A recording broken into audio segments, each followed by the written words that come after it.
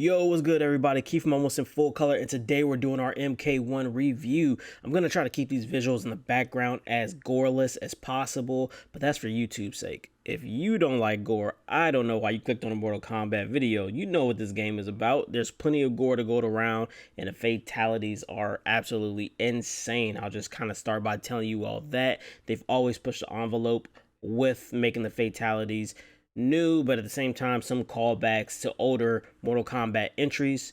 So with that being said, if you have a weak stomach, this ain't the game for you. The reason being is because these visuals are absolutely great. Mortal Kombat NRS have always had a pretty good track record with having visuals that reflect the times, and these visuals are very good. The game looks amazing, and therefore those fatalities look graphic and they look very precise. When you see someone's arm getting ripped out of his socket, they give you a good idea of what your insides look like while that happens, by the way. So, nonetheless, very 60 frames per second. You know, I know somebody loves that out there on this channel who's a frame head, but going on from there, like I said, the game looks amazing, all right? Now onto the sound, because I think the sound is some of the best sound I've ever heard in any video games. Punches sound like they should. Like, it sounds just violent. It sounds so it's super good. It's one of those things I think you do have to experience to where I can tell you that something sounds truly violent and you would think, oh, that's weird. But then when you hear it, when you hear Sub-Zero scream when Scorpion stabs him, or when you hear Stryker hit somebody with that nightstick, and just that impact, it matches the tone of what's going on, which is everyone's going for the gusto, for that kill shot, and it's absolutely dope. One of the spots where I do feel like there is a bit of a let off of the throttle is with the voice acting. It's not all the voice actors, really. I do feel like it was cool that they got Jean-Claude Van Damme to do Johnny Cage. However, it just falls short. It just kind of feels, it just doesn't have it there for me for what Johnny Cage should be. In my eyes, Johnny Cage always should be kind of the show stealer by way of voice acting. He is that cocky, that bravado, that guy. And with that, that's big shoes to fill, because your personality basically has to come out the screen, where you have other characters who are kind of broody and moody by way of Sub-Zero and Scorpion. You know, they're kind of more minute, so you don't have to have a voice actor who really portrays that big personality. Jean-Claude had like really tough shoes to fill. However, I do think it's cool they did get Jean-Claude to do it, but he's just one of the ones I feel like didn't land the best. The same with Megan Fox. I feel like she just didn't land the best with it. Not bad, not horrible. Definitely have heard worse by way of voice acting, but it does become one of those things to where, oh, why are we getting these A-list Hollywood celebs to come and do, you know, Mortal Kombat? Like, we should have people who are within the community or within the voice acting realm for games do it. And it's just one of those things that come with the territory. You know, the bigger you get, the more you want to sell, the more you want to appeal to other audiences. And having names like Jean-Claude Van Damme and Megan Fox attached to your IP just might help you sell a few more and get more exposure out there, especially with a game that's reset the universe. So if you have not played a Mortal Kombat, you could jump into this, and I feel like you would be okay. I feel like some things would be lost upon you, and some of those things do happen within the game where you see kind of flashbacks to the old universe, if you will.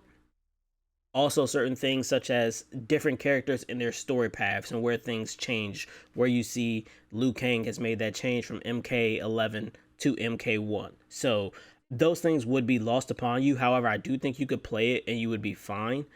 But the story does take place right after MK11 and how Liu Kang changed the universe.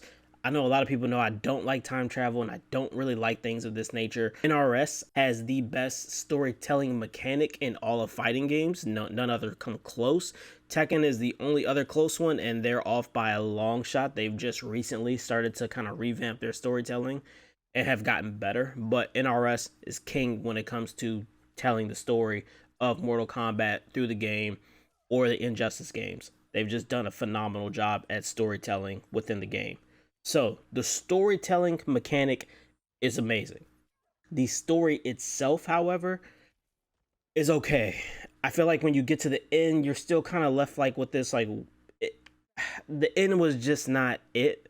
for me. Now there is the tower mode, which will allow you to take a character, run them through the tower, and what you'll get from that is pretty much what happens after the end game, after the end of the story. So that is really cool to kind of have that continuation of the story through the tower, and the towers actually have some format of meaning. There's a reason why you want to play the towers. Before, towers just kind of arcadey. You didn't really need to play them if you didn't want to, but now they actually continue the story for you, and I think they do set up nicely for what is to come. Also, speaking of setting up more for this game, is the invasion mode. So we don't have a crypt anymore. We have the invasion mode, which is actually pretty cool with different locations, and it's kind of an RPG. You can level up your characters, get buffs, get equipment, and you run through this invasion mode. And one thing that I have not seen yet, I'm hoping it doesn't exist, but I didn't see any microtransactions, and it seems that some of these equipment things and some of these skins and these color schemes are tied to this invasion mode, and they're supposed to revamp them and have seasons. So kind of like a battle pass, if you will. When you play the invasion for this season or that season, you can get unlocks and things like that for characters for customizational purposes. Very dope. I'm super happy that though no microtransactions, you could just play the game and get unlocks, and it's actually dope. So I think they said you can clear the invasion in about 7 hours. I have not cleared it yet. I am just happy there are no microtransactions, and I'm gonna leave it at that. All right. This game is a little bit faster than MK11, which is what everyone asked for. So if you played the beta, you know that was kind of one of the main gripes, was that it felt a teeny bit slow. They definitely sped it up from the beta, so that's amazing to see that. I mean, just again, like, we put that feedback in there, and just to see it happen within the course of, you know, a couple months or however long it took them to kind of get this sped up a little bit, was absolutely nice to see that some of the constructive criticisms and the wants were taken into account. So let's talk about the roster real quick. Before we talk about the roster, they did implement a new system to Mortal Kombat. It's not new in fighting games at all. It's called the cameo system. But essentially, if you play Marvel vs. Capcom, you know you have a person that you could tag in for an assist. However, they only work in the assist capacity. You can't tag them in permanently. So with that being said, you know, you kind of have a character who you could tag in. They'll do an assist move for you. And you can utilize this to extend combos. You could utilize this to get yourself out of an enemy's combo. So there are different usages for the cameo. And with that leveling system that I talked about, invasion, does carry over here. So when you level up that cameo, they do unlock certain fatalities, team brutalities, and things of that nature. So there is a reason to want to kind of test out cameos beyond just, oh, it's a cameo I want to try to use, because there are cool things that you can do with your cameo fighters outside of that. Now there are 23 main fighters, and there are 15 cameo fighters. So I know a lot of people are like, 23, that's not really a lot. And yeah, maybe that's not a lot. However, I will say, the narrative of the story fits how many people are in there, right? If we're resetting everything and we're coming from MK11 with, I'm just going to throw a number and say like 42 out there or something like that. It was a lot of fighters at the end of the day, especially when you include those guest fighters. If you reset everything, there's no way you should go back and touch that number if everything, you know, is being retold from the beginning, if you will. So I think that 23 is a fitting number. We know about the guest fighters who will be coming in with Homelander, Omni-Man, Peacemaker, and several others that will be introduced in there. So I know we're going to end out with probably somewhere in the 30s, high 30s, but ultimately I'm happy with this base roster. It feels really good. It feels well fleshed out. Nothing really feels like crazy right now. There are some characters who are cheesy, and that's to be expected with a fighting game. You know, going to ranked and going to casual. Speaking of, you know, the online community is robust right now. If you're looking for games, this is always the best time to get in. So I definitely would tell you, hey, if you're a big MK fan, you should definitely get this game. If you're on the ropes about it, you know, I definitely would say that this game is worthwhile to you. Hell, buy it right now. You know, take it, just beat the story mode and see how you feel about it. And if you don't like it, go back and, you know, return it. You'll probably get almost all your money worth back for it. So that's what I would advise to a lot of people, but I thoroughly like this game. I think it's probably the best MK game since 10. That's a very hard discussion to have, as what was the best MK. Ultimately, you know, I really, really like this game. I think it's my favorite since 10, and I'm gonna definitely be playing this for quite some time. I don't think I'll be posting many videos on YouTube just because I know how much they do not like gore and things of that nature. So might find some other alternate path to like try to post things. With that being said, I hope you all enjoyed this review. Like I said, MK1 is a great game. Shout out to NetherRealm Studios.